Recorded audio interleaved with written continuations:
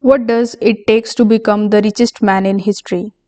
Ron Chernow's Titan takes us deep into the extraordinary life of John D. Rockefeller, a man who shaped modern capitalism and the oil industry while leaving behind a complex legacy. This biography isn't just about business, it's about ambition, strategy, and reinvention. Chernow explores Rockefeller's journey from humble beginnings in rural New York to funding Standard Oil, the company that would dominate the oil industry and make him one of the most powerful men in the world. What's fascinating is how Rockefeller approached life with meticulous discipline and a lesser focus on efficiency.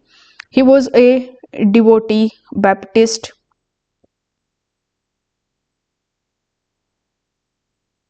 He was a devout Baptist, yet cut he was a devotee Baptist, yet his cutthroat business tactics sparked intense in, he was a devotee Baptist, yet his cutthroat business tactics sparked intense criticism, earning him both admiration and outrage.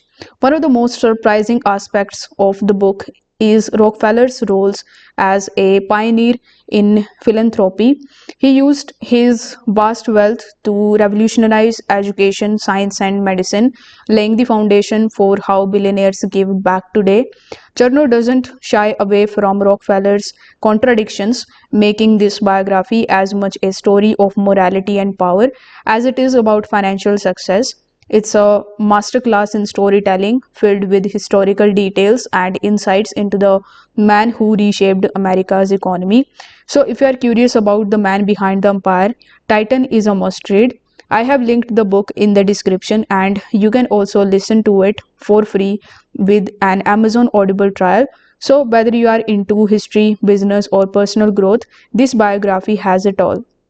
Have you read Titan or any of Ron Chernow's other works? Let me know in the comments. And if you are looking for a story that inspires and challenges, this is the book for you. Thank you so much for watching. Happy reading.